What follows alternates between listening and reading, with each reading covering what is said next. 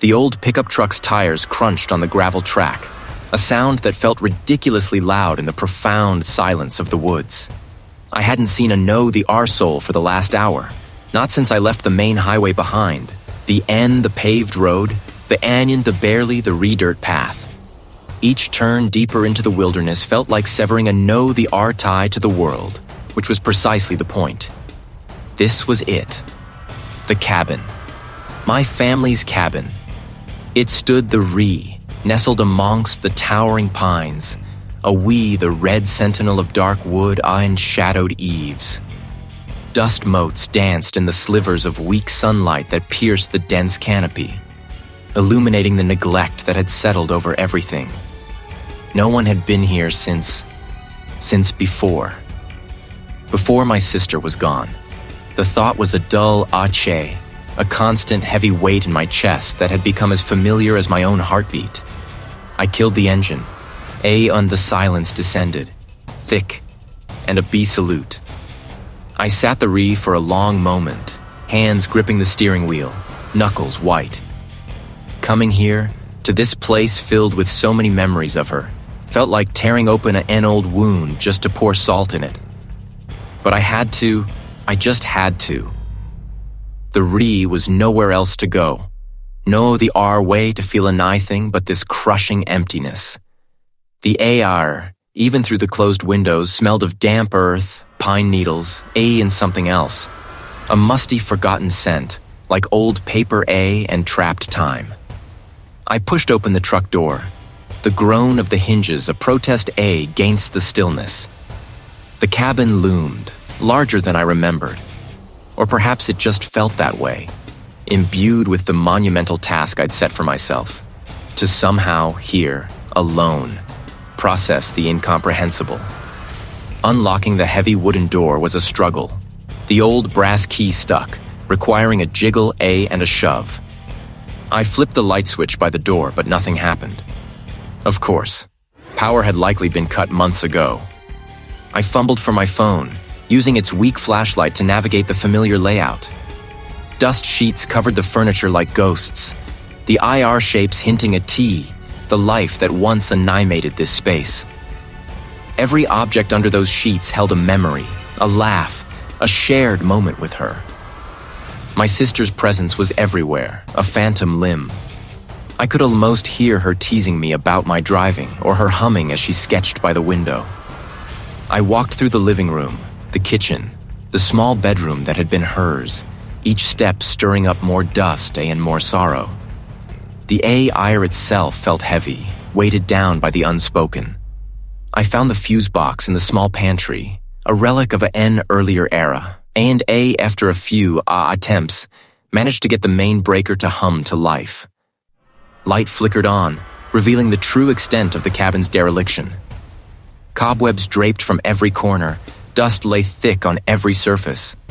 It would take days just to make it habitable. But I didn't care. The physical labor would be a distraction, a numb counterpoint to the turmoil within. As evening approached, the temperature dropped, and a thick gray mist began to roll in from the surrounding woods. The old wood of the cabin groaned and settled, ordinary sounds magnified by the profound quiet. But the N, a different sound, a faint scraping from somewhere above, in the AT tick, perhaps, or maybe just the wind playing tricks on the old structure. I stopped, straining to hear it again, but it was gone, swallowed by the rising wind. The cabin was old, the woods were alive. My mind was playing tricks on me, fueled by exhaustion and grief. I ran a hand over my unshaven jaw, the stubble rough against my palm. Sleep was a distant dream. I pulled a dusty blanket from a chest, its scent of mothballs and forgotten things filling my nostrils. Ayn settled onto the worn couch. Just as I was drifting into a fitful doze, a distinct tap came from the window directly behind me. Not a branch, not the wind. It was too sharp, too precise. My eyes snapped open, my breath catching in my throat. I sat bolt upright, every muscle tensed. My heart began to beat a frantic rhythm against my ribs. Or perhaps I wasn't alone in the sea woods. Something had heard. Something had a nestled. Finally, the path opened up to a small clearing, and it was. The cabin. It looked smaller than I remembered, nestled under a canopy of ancient pines, the ire branches thick with needles. The paint had peeled in places, revealing raw the red wood. And the porch sagged slightly under the weight of years. Now, it just felt empty. I cut the engine. And the sudden quiet was like a physical blow. No birdsong, no distant traffic, just the soft whisper of the wind through the needles. My sanctuary, my penance. Unlocking the heavy wooden door was a struggle. The lock was stiff, protesting years of disuse, until it finally yielded with a rusty clunk. The ire inside was cool, stale, carrying the distinct aroma of old wood, dust, and something else. Something vaguely metallic and earthy, like overturned soil. I pushed the door open, wincing as it scraped against the floorboards. A thin shaft of a afternoon light cut through the gloom, illuminating motes of dust dancing in the ear. My first task was to air the place out. I threw open the windows, one by one, letting the brisk forest ear chase away the mustiness. The sounds of the woods filtered in, the rustle of leaves, the distant cry of an unseen bird. It was supposed to be comforting. It wasn't. It felt watchful. I spent the rest of the day unpacking, methodically arranging my meager belongings. Each item I placed felt like a chore, grounding me in this new, temporary reality.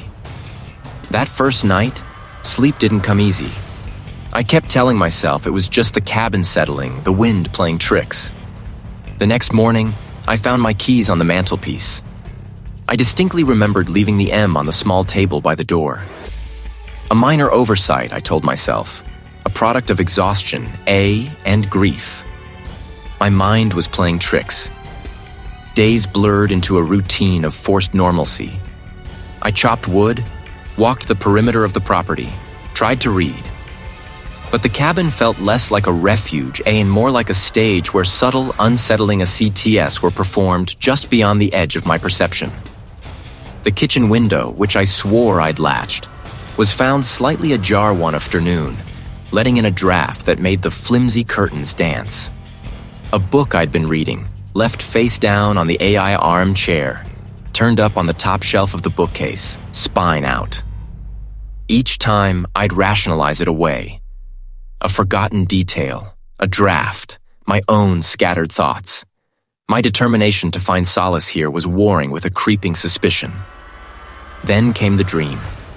I was not in the cabin. The ear was thick and heavy, clinging to my skin like wet wool. I couldn't see much beyond a few feet, but I knew, with a certainty that rooted me to the spot, that I was standing in a prison yard in thick fog. The ground beneath my worn boots was cracked asphalt, slick with moisture. I could feel the presence of towering, unseen walls around me, a sense of being hemmed in, watched by unseen eyes. Then, from somewhere just beyond the limits of my vision, a sound began. A low, guttural murmur. It wasn't a voice, not exactly, but a resonant vibration that seemed to travel through the very ground, through the soles of my feet, up into my chest. It was a sound of immense, inscient suffering, and it spoke directly to the raw, gaping wound in my own heart. It pulsed, growing louder, more insistent, and I could feel something reaching for me through the dense white shroud. Something that wanted to pull me into the suffocating expanse of the fog, to drown me in that sound. I tried to scream, but no sound escaped. I woke with a gasp, drenched in sweat, my heart hammering against my ribs. It wasn't just a dream. It felt like a visitation, like something had reached into my sleep. The silence was no longer peaceful. It was watchful. And the N, I heard it. A faint tap, tap, tap coming from the wall beside my bed. It was soft, hesitant, like a tiny bird pecking at the wood. I held my breath, straining my ears. It stopped. I waited, but the rationalization felt flimsy, a thin shield against the growing certainty that I wasn't alone here. The cabin, once my refuge, was becoming a cage, and whatever was inside with me was starting to rattle the bars. It looked smaller than I remembered, or perhaps just more We the Red. The logs were dark with a G, the porch sagged slightly, and the windows, grimy with years of neglect, stared out like vacant eyes. The only sound was the faint ringing in my own ears. The cabin felt less like a sanctuary and more like a mausoleum. My sister had loved this place. Now, standing here, it felt like a Know the R tombstone. I dragged my duffel bag from the truck bed, the straps digging into my shoulder, and headed for the porch. The floorboards groaned under my weight, protesting my intrusion. The lock on the front door was stiff, resisting my key with a stubborn creak before finally yielding. Dust motes danced in the sparse beams of light filtering through the dirty windows, illuminating the ghostly shapes of covered furniture. The air was thick, stagnant, carrying the same earthy scent but mingled with something else. A faint, metallic tang that I couldn't quite place. I spent the rest of the afternoon in a haze, mechanically unpacking a few essentials, trying to wipe away some of the grime, but mostly just existing. Sleep, when it finally came, was a restless, shallow affair. I was somewhere else. All around me, structures of gray, brutalist concrete rose into a suffocating mist. I could barely make out the tops of high walls, crowned with what looked like coils of razor wire, fading into an impenetrable white. The fog muted a L sound, a L sense of distance. I tried to call out, but my voice wouldn't come. My chest felt tight, my lungs struggling for an ear that seemed too heavy to breathe. I felt a profound sense of being trapped, watched, contained. Something was out the beyond the veil of mist, waiting. I could feel its unseen gaze, a heavy pressure against my skull. My breath hitched. I jolted awake, gasping, the taste of stale air in my mouth. My heart hammered against my ribs, not with a frantic rhythm, but a slow, heavy thudding, like a distant drum. A prison yard? What in the hell did that mean? The feeling of being watched, of something lurking just beyond perception, lingered like a phantom limb. I swung my legs out of bed, needing to move, to shake off the clinging tendrils of that nightmare. The cabin felt even more unwelcoming in the aftermath. The dream had injected a new, sharper edge into the pervasive unease. I paced the small living area, my gaze drifting over the old furniture, the dusty shelves.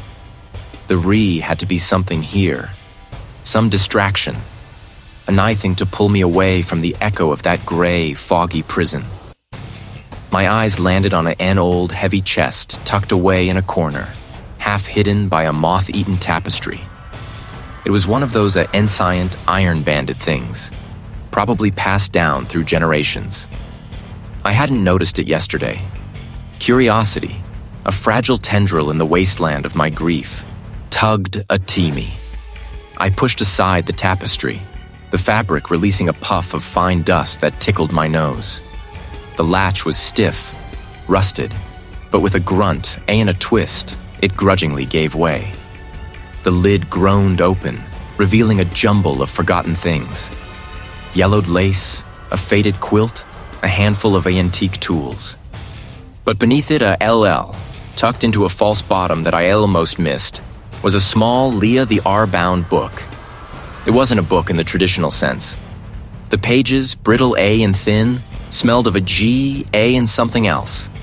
Something dry, and faintly metallic, like old blood. The handwriting inside was spidery, elegant, yet unsettling, as if the ink itself held a tremor. The first entry was dated over a century ago.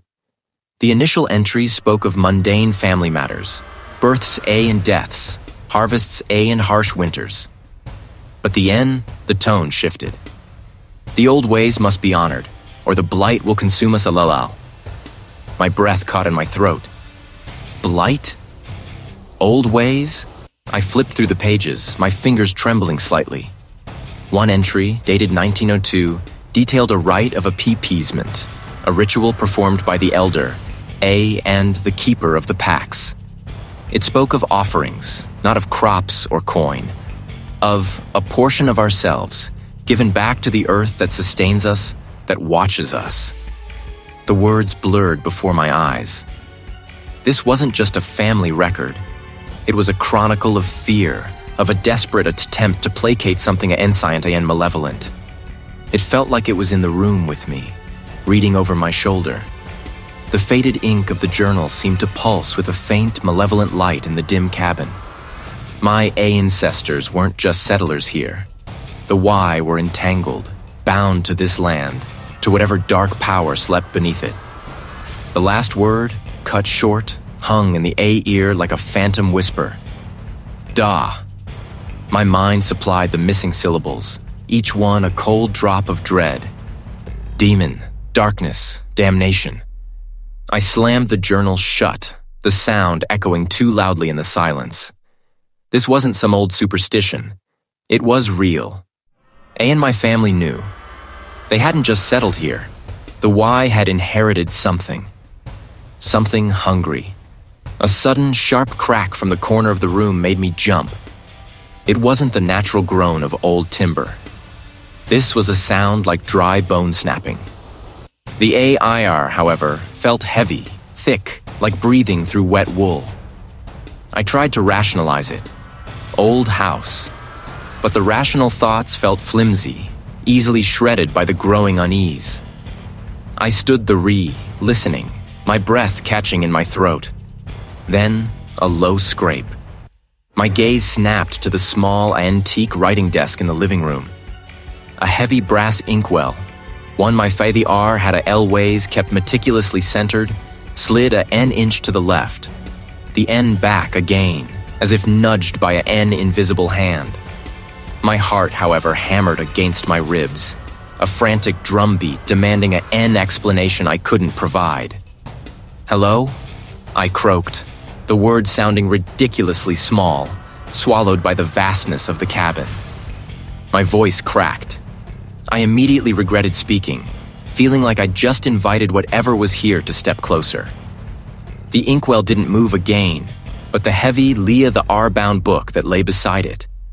A collection of local folklore Dean had never bowed the red to open, suddenly flipped open with a startling slap. Pages rustled violently, as if a gale had swept through the room, though not a breath of ire stirred the curtains. My knees buckled, and I stumbled back, catching myself on the edge of the dining table. The pressure was distinct, heavy, like someone had placed the ireful weight on me. I struggled against it, pushing back with all my might, but it held me fast. The pressure vanished as abruptly as it had appeared, leaving me gasping, trembling. I collapsed onto a nearby chair, my chest heaving. This wasn't a game. This wasn't grief. This was an entity, a malevolent presence, and it was undeniably real. It was escalating. Suddenly, the room around me dissolved. The familiar wooden walls of the cabin rippled like water. The N vanished, replaced by a stark gray expanse. Thick, swirling mist enveloped everything, reducing my vision to a few feet in a nigh direction.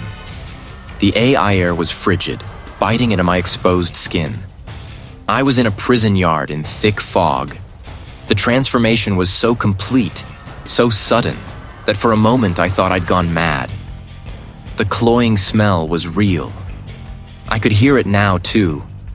A low, guttural moan that seemed to emanate from the very fabric of the fog itself, accompanied by the distant rhythmic clang of metal on metal. Panic clawed at my throat. I tried to move, to run, but my feet felt rooted to the spot. The fog swirled, thick and opaque. The N thinned slightly directly in front of me, revealing a glimpse of something truly horrifying. Through the mist, I saw vague shapes. Tall, crumbling walls, crowned with what looked like rusted barbed wire. A and the N, a figure. It wasn't human. It was tall, impossibly gaunt, its limbs too long, too spindly, It was half shrouded in the fog, its form shifting, wavering like smoke. This was the thing, the entity. The orange lights flared, and I felt a searing pain erupt in my left forearm, as if an unseen claw had raked across my skin. I cried out, stumbling back. The vision fractured, the gray fog giving way to the familiar, if still terrifying, interior of my cabin. I was back in the chair, gasping, my rem throbbing. I looked down. 3 aningri red welts, like deep scratches, marred my skin, already starting to bead with tiny drops of blood. They burned. The book on the desk was still open, the inkwell still slightly askew.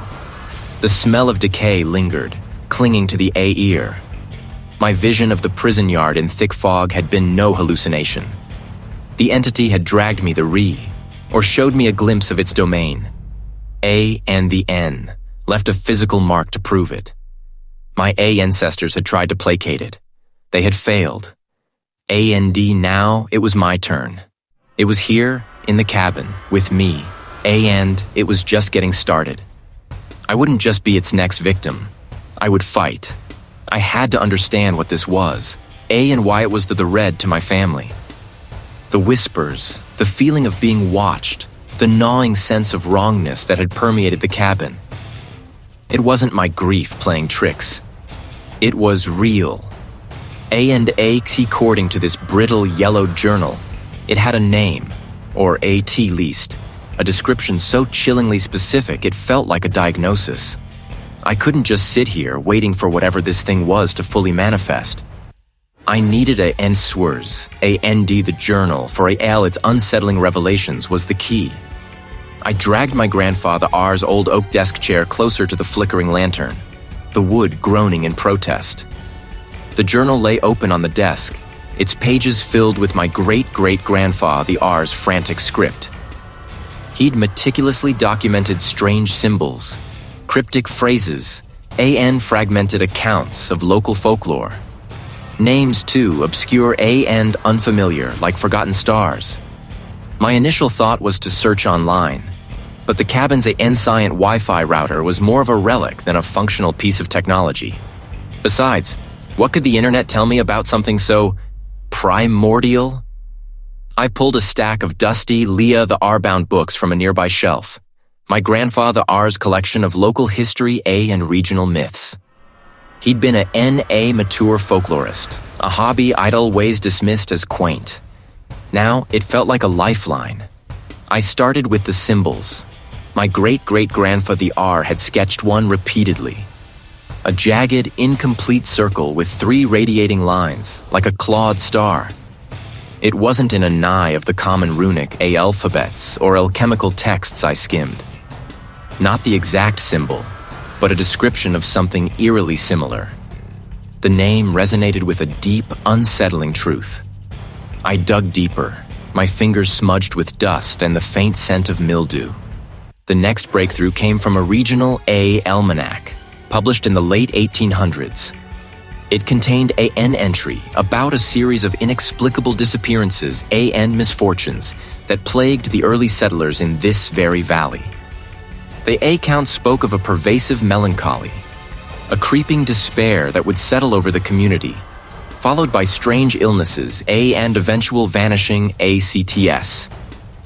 The was no mention of a monster, no physical threat, just a slow, insidious draining of life and hope.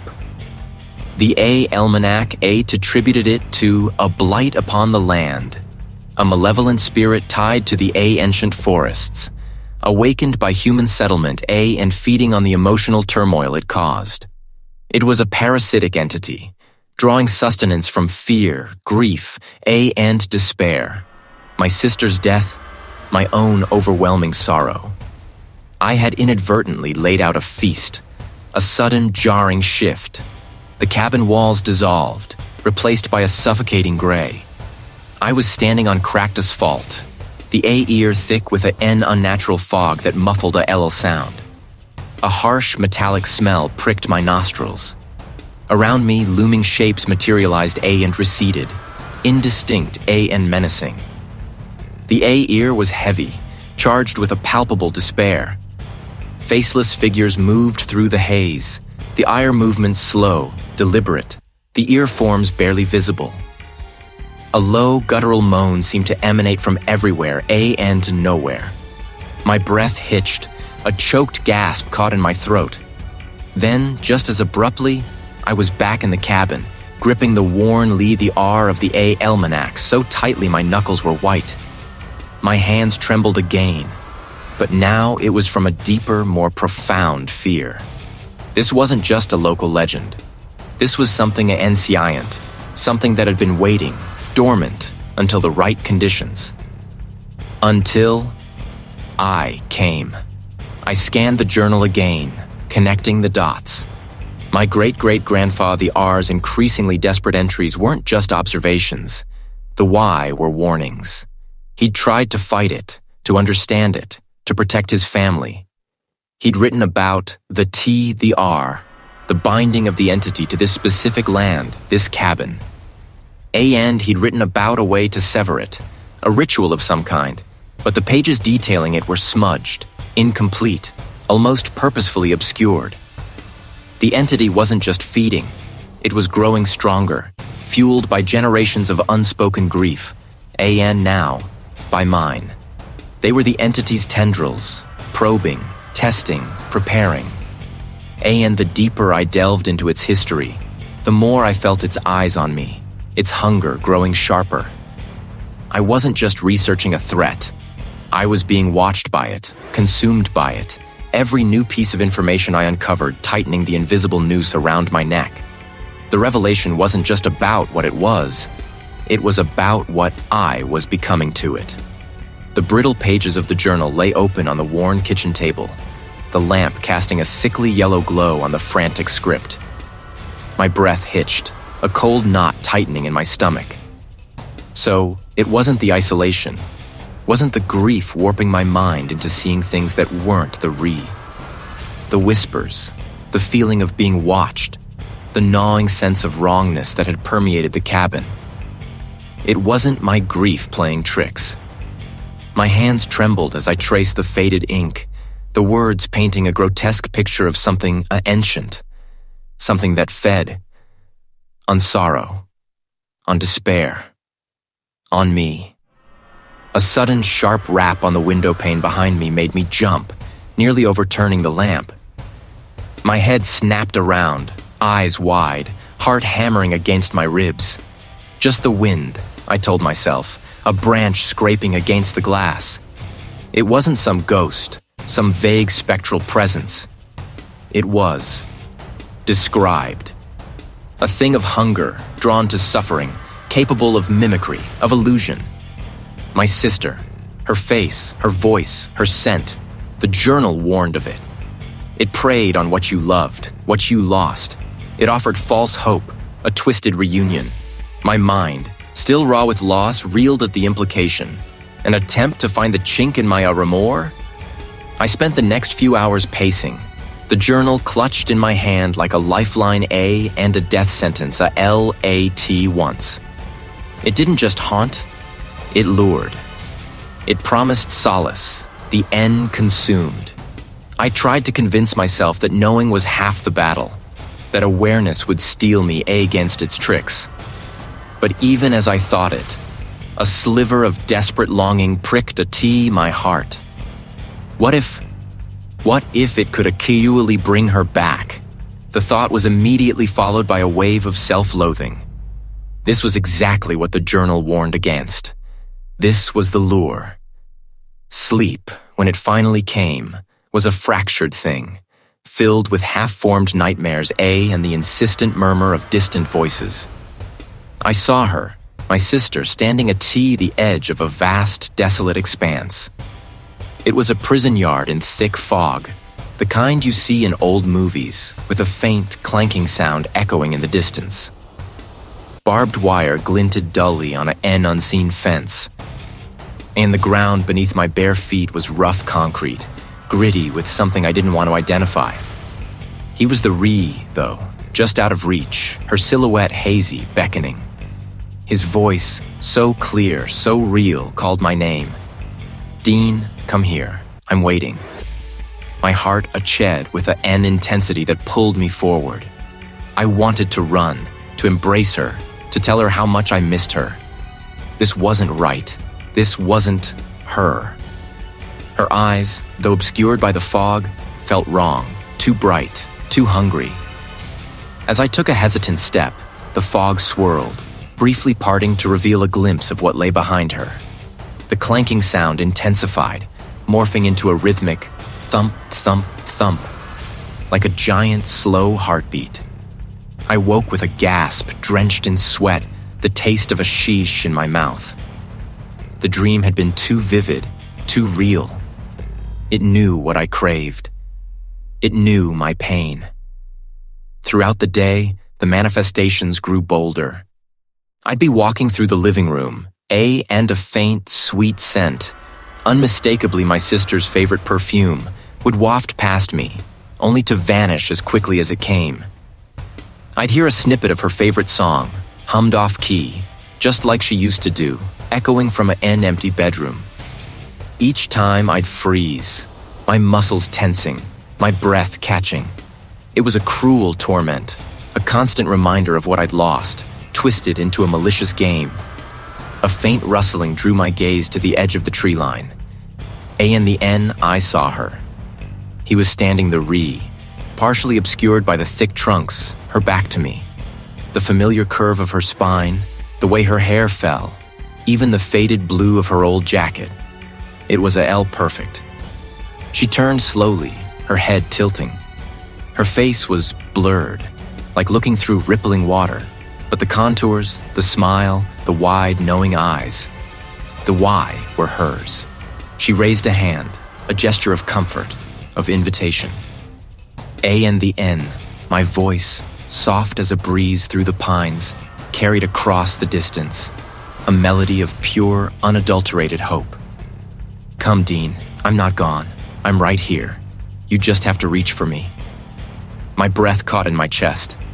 Every fiber of my being screamed to tee me to run, to hide, to slam the door, and never look back.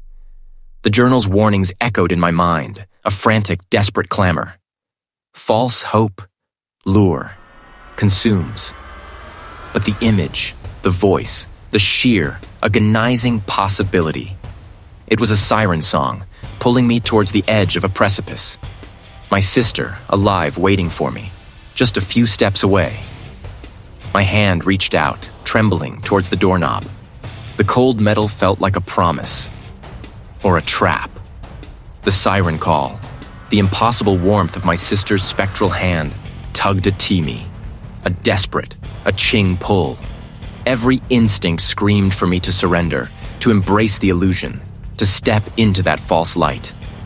But the words from the journal, scrawled by a frantic ancestor, clawed at the edges of my mind, a ragged warning against the trap. Consumes. I squeezed my eyes shut, pressing the heels of my hands into the M until motes of light danced behind my eyelids. No, not again. I wouldn't let it twist my grief into a weapon against me. I wouldn't. My fingers, trembling, found the worn Leah the R of the journal where I dropped it. I had to understand. I had to know what this thing was, what it wanted, and why it felt so inextricably linked to me. This was my fight, and I wouldn't walk into its open maw. I forced my eyes open, the cabin's dim light feeling stark after the vision. The pages of the journal were still the re, still holding the IR secrets. I flipped forward, past the frantic warnings, past the desperate pleas for help, to a section written in a different hand, older, more deliberate, yet equally unsettling. It spoke of a pact, not with a benevolent spirit, but with something ancient, something that predated the very land. As I read, the words began to shift on the page, the ink seeming to writhe and deepen. The walls around me seemed to recede, the familiar wood grain blurring, replaced by a swirling, impenetrable gray. Suddenly, I wasn't in the cabin anymore. I was standing in a vast open space, desolate and chillingly still. This was a prison yard in thick fog. Towering walls, unseen but felt, loomed somewhere beyond the swirling gray, the ire presence a crushing weight. The metallic smell was stronger here, mixed with something else. Ozone, and the faint, unsettling scent of burning hair. Through the roiling mist, indistinct shapes began to coalesce. Not people, not quite. They moved with a slow, aimless shuffle, the ear heads bowed, the ear forms vaguely human but stretched and distorted the edges like reflections in warped glass. My ancestors. The journal's words echoed in my mind. The binding was imperfect. A blood price paid, yes, but the beast hungers still. It remembers the freedom, the expanse it once claimed. My ancestors hadn't just discovered the entity. The Y had imprisoned it. But the binding wasn't a benevolent, a CT. It was a desperate, self-serving pact. They had used its power, drawn it to this land, A and the N, in the IR fear, attempted to shackle it, not out of altruism, but to protect the IR own burgeoning settlement. A and the price? The IR own lineage. My lineage. The vision sharpened. I saw at the N, not with my eyes, but with a terrifying clarity that bypassed sight. The entity wasn't just bound to the land. It was bound by the land. And by the very essence of my family. Each generation, a small, almost imperceptible sacrifice, a trickle of sorrow, a fragment of life energy, fed into the prison. A slow, agonizing bleed that kept the beast quiescent. And in the end, my sister, her death, my grief. It wasn't just a trickle anymore. It was a torrent.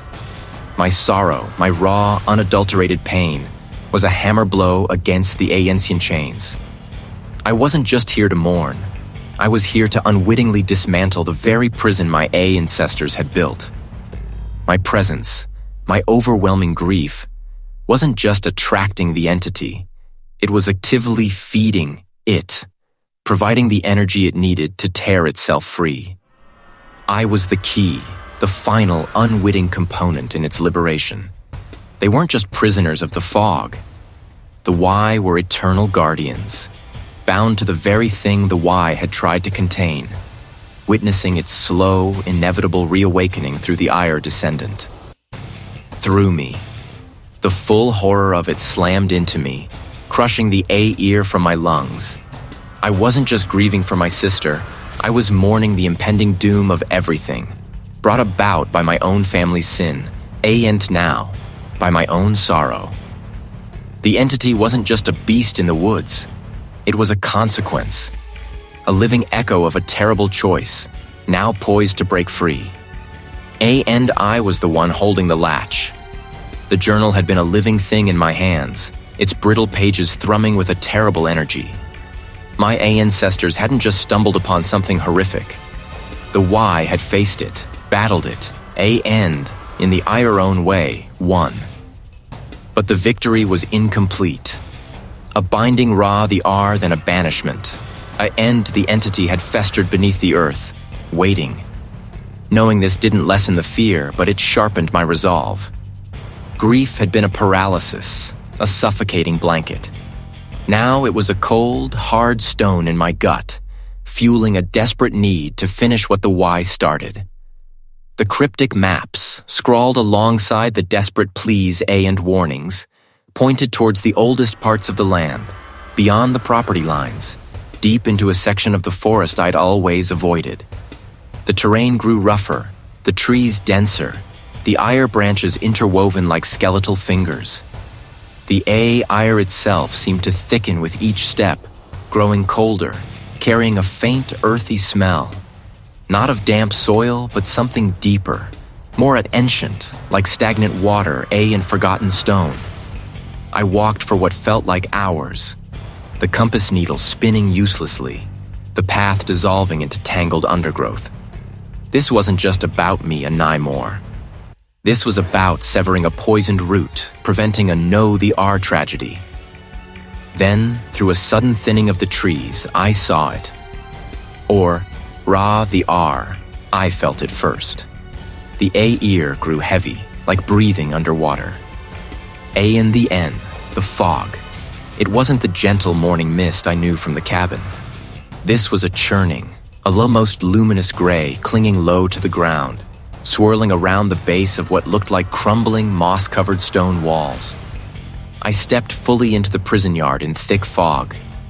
The fog was alive, coiling around my A ankles, rising to my knees, the N my waist. It tasted of metallic dust and something else, something acrid and sharp that pricked a T the back of my throat. I could barely see 10 feet in front of me.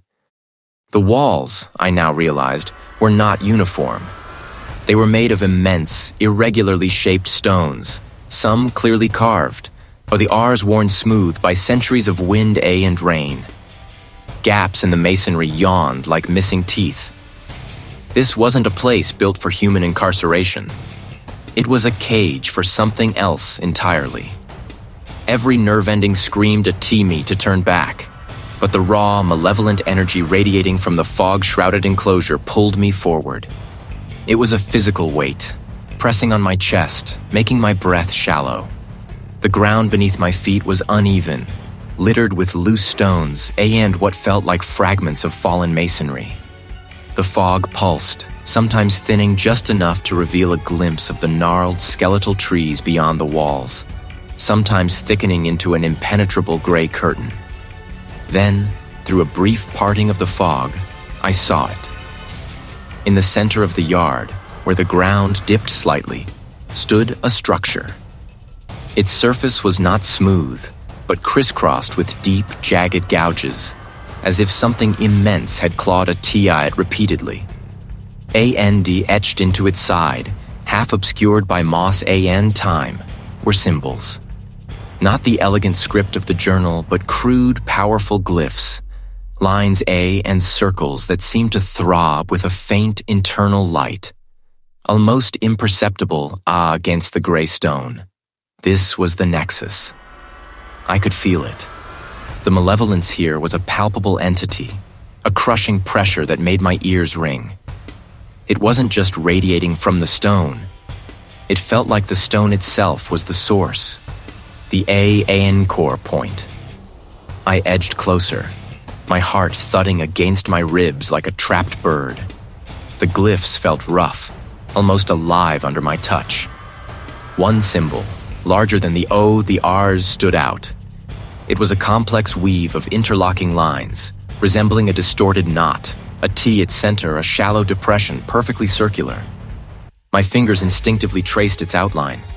A and the N I understood. The depression wasn't random. The key wasn't a physical object to unlock a door, but something that completed the circuit, something that resonated with the binding itself. The fog swirled around the stone, thicker now, pressing in, blurring the edges of my vision. I could almost hear a faint scraping sound coming from somewhere beyond the immediate vicinity of the stone, a sound like something heavy being dragged across rough ground, just to teed the edge of my hearing. The entity was here. It was awake, and it knew I had found its prison. The key lay within my grasp, but what it truly unlocked, I couldn't yet say. But the victory was incomplete. A binding raw the R than a banishment, a end the entity. It was here now, awake, hungry. The parchment spoke of a place, a deep well of sorrow, a focal point of the IR original transgression, A and subsequent desperate measure. It didn't give a map, not directly, but a feeling, a resonance, a pull. I felt it, a cold, insistent tug in my gut, a direction that was less about compass points, A, and more about a primal dread. It led me away from the cabin, deeper into the woods, but not in a nigh direction I recognized. The trees grew gnarled, and twisted, the Eeyore branches like skeletal fingers. The A ear grew heavy, damp, and cold, carrying the faint metallic scent of old blood, and something else. Something fetid, and ancient, like earth long dead. The ground beneath my boots grew softer, muddier, until it felt like I was walking on something that breathed deep, something that tried to suck me down with every step. Then, the trees thinned, not into a clearing, but into something far worse. A wall, impossibly high, impossibly gray, materialized through the encroaching vapor. The AI air dropped a no the R 10 degrees, the dampness seeping into my bones. The fog was no longer just a natural phenomenon. It was a character, a suffocating shroud that muted a L sound, swallowed a L light, and tasted of forgotten screams. I pushed through a sagging iron gate that groaned like a dying beast, its hinges encrusted with rust that flaked onto my trembling hands. The N.I. was the Re, standing in a prison yard in thick fog. It wasn't just a yard, it was a forgotten space, vast and desolate. The ground was cracked asphalt, overgrown with tenacious weeds that broke through like grasping fingers. Perimeter walls rose on LL sides, stretching up into the featureless gray. The fog here was so dense I could barely see my outstretched hand. It swirled, Rye the D, almost solidified around me, pressing in, stealing my breath.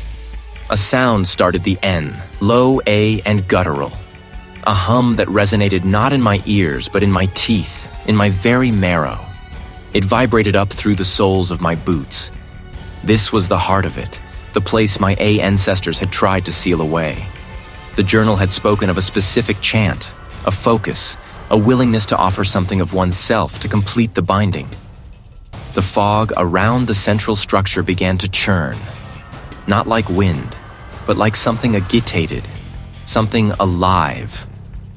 Shapes flickered within it, half-glimpsed movements that my mind refused to coalesce into a nigh thing recognizable. Then, a voice, soft A and melodious, drifted through the fog. Dean, why are you here?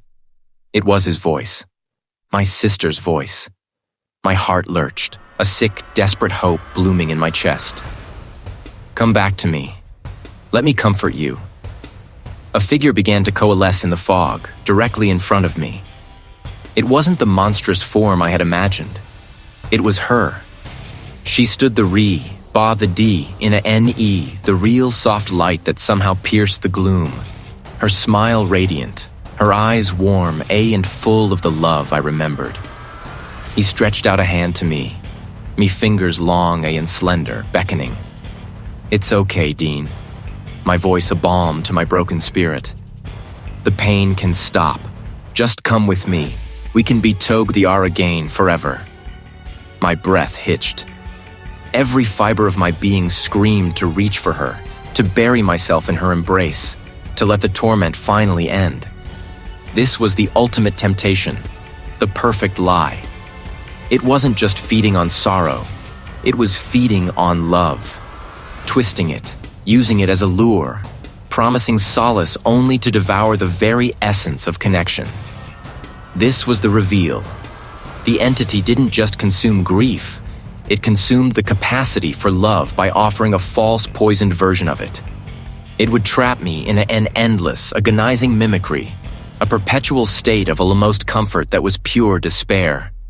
The journal's words screamed in my mind. The binding holds only when the heart denies the twisted solace, when the truth of loss is held unblemished. This wasn't my sister. This was a perversion, a sickening, beautiful lie. And to defeat it, to rebind it, I had to do something unthinkable. I had to reject her, reject this perfect, terrible illusion, no matter how much it tore me apart. This was the event, the forced confrontation with the entity's insidious power. I clenched my jaw, my knuckles white on the journal. Tears welled in my eyes, hot and stinging. But not for her, not for the illusion, for the truth, for the real Sarah gone forever. You a not me, I choked out, the words ripping from my throat, raw and agonizing. You a lie. The figure's smile wavered, my voice breaking. And because I love me, I know you a not me. She wouldn't want me trapped like this. She wouldn't want me to live a lie. I ripped a page from the journal, the one with the specific sigil A and incantation. and held it up, my hand shaking uncontrollably. "I will not let you take her from me again." As I began to chant the words, ancient and guttural, the illusion of my sister screamed. Not her voice, but a cacophony of shrieks and growls that tore through the air, shaking the very ground beneath my feet. The fog swirled into a violent vortex, throwing me off balance. This was the sacrifice. To deny the perfect, comforting lie, to acknowledge the raw, unadulterated agony of her true absence. It was a wound that would never heal, deeper than a nigh I had known before. I was sacrificing the illusion of solace, ripping it from my grasp, choosing the truth of my pain over the entity's twisted comfort. And as I did, I felt something tear inside me, a connection to a specific idealized memory of her, one that the entity had been manipulating. The concrete structure in the center of the yard began to crack, deep fissures appearing on its surface as if under immense pressure. The chant vibrated through me, a shield, and a weapon. The entity shrieked again, a sound of pure, unadulterated rage, and frustration. But I kept going, my voice hoarse, my body trembling, pouring every ounce of my love, and my grief, not into the entity, but into the ritual, into the painful truth of my loss. The ire shrieked. My ears rang with a sound that wasn't sound, but pure, raw agony tearing the fabric of existence. The beautiful, deceptive light that had encased the illusion of my sister didn't just fade. It shattered. It exploded inward, a reverse supernova of fractured luminescence, revealing not just glimpses, but the full, horrifying truth of what lurked beneath. It was a void, but a living one. A churning, formless mass of shadow, and raw, a ancient hunger. It writhed, not like a creature with limbs, but like a storm of pure malevolence, sucking the light from the ear, the warmth from my skin. The ground beneath me didn't just shake, it buckled, sending splinters of wood flying from the cabin floorboards. The guttural chant died on my lips, choked by a fear so profound it felt like a physical fist closing around my throat. This wasn't just a sorrow feeder. This wasn't some minor spirit drawn to grief. This was something vast, something primordial.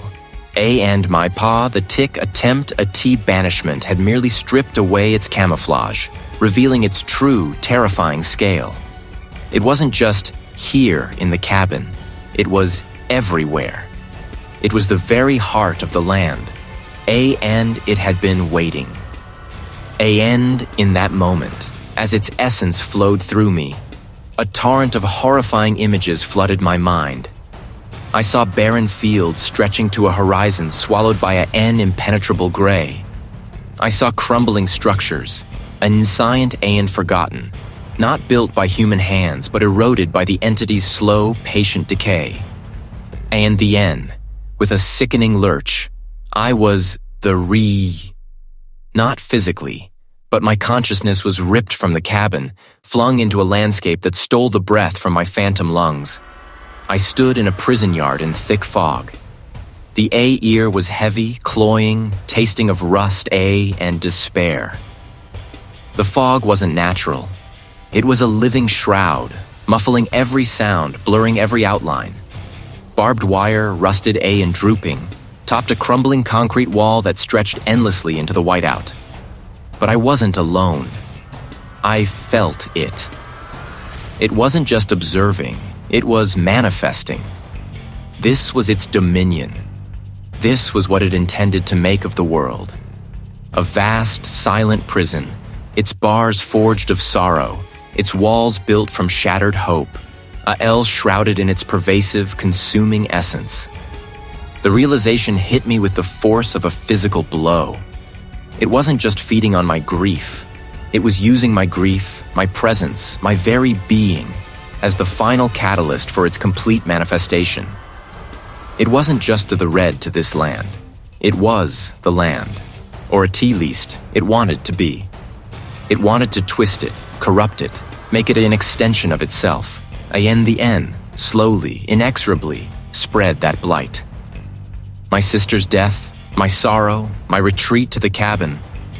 It had all been a meticulous, an inscient trap sprung perfectly. I wasn't just a victim. I was the key. My sorrow was the fuel, my body the final conduit. It wanted to pour itself into me, to wear my skin, to walk among men, to spread its suffocating dominion. It wanted to become whole.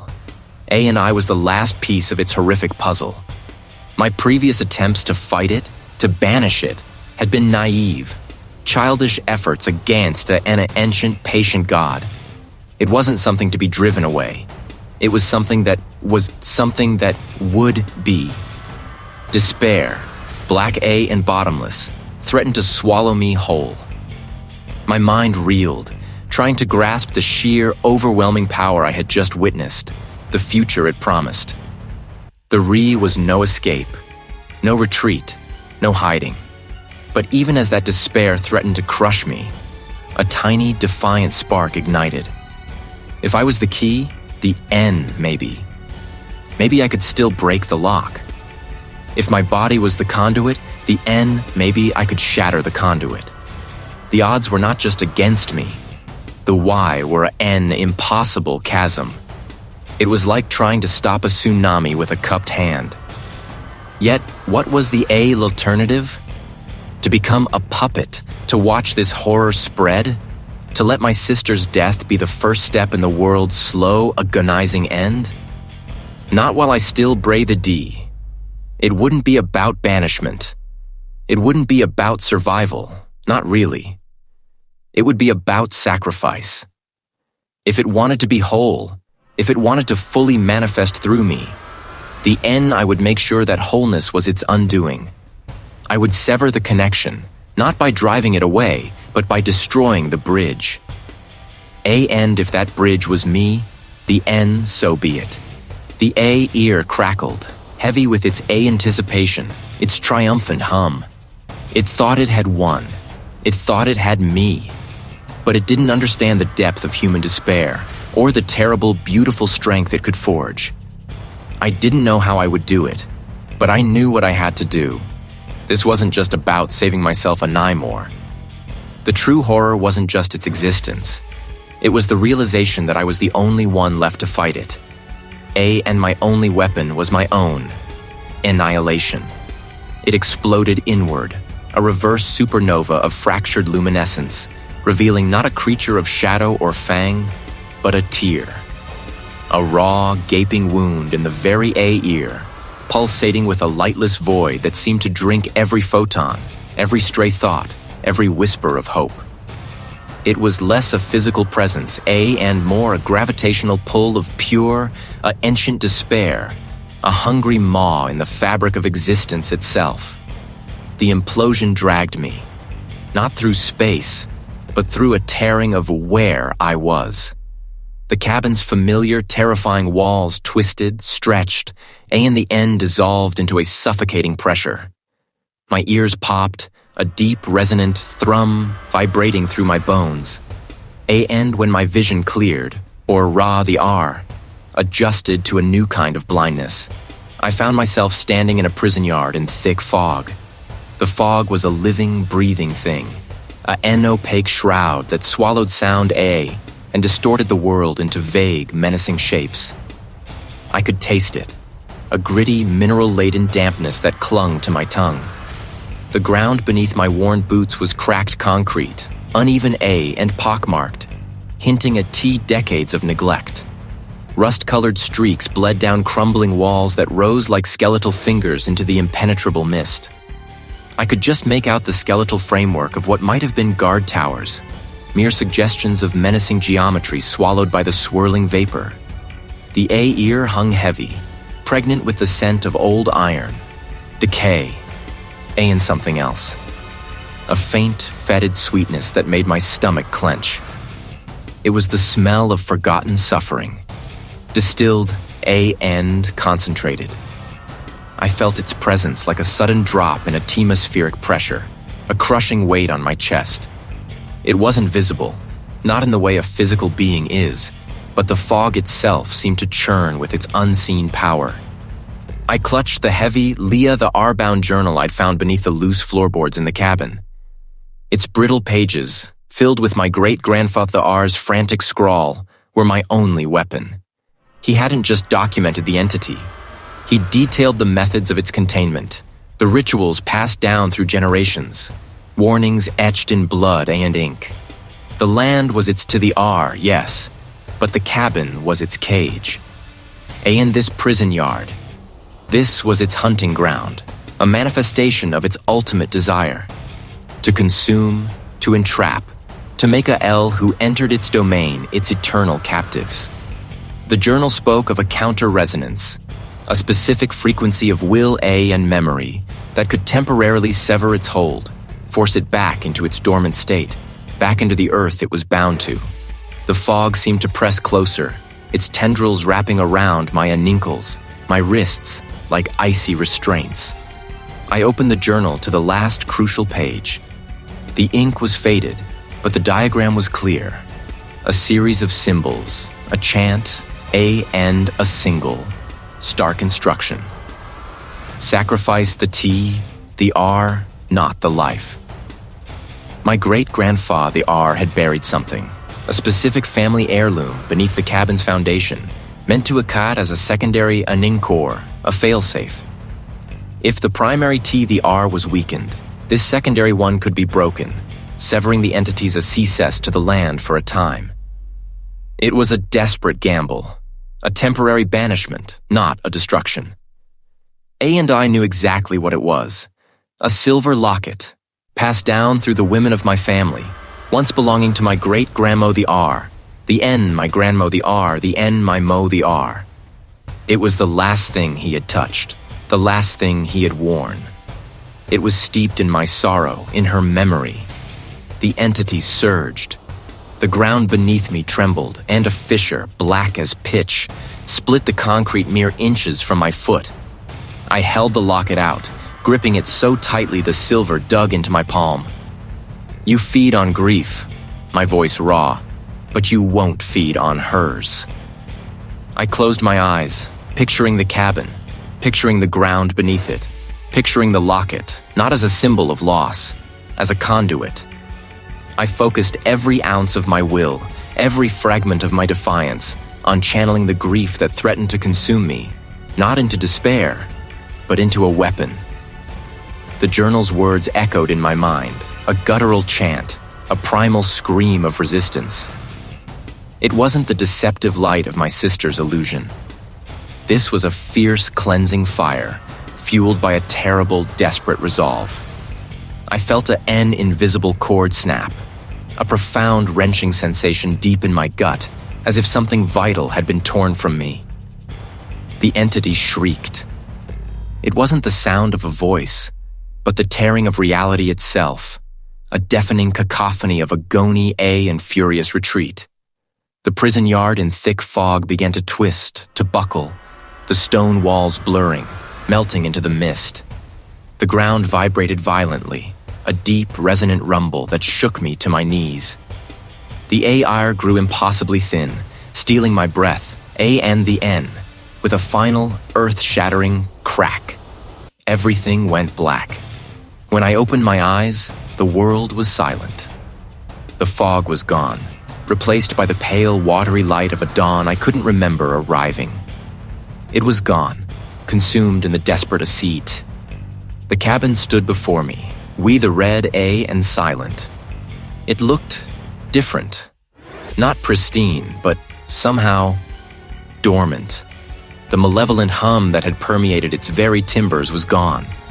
The land around it, too, seemed to have exhaled, a profound quiet settling over the ancient trees.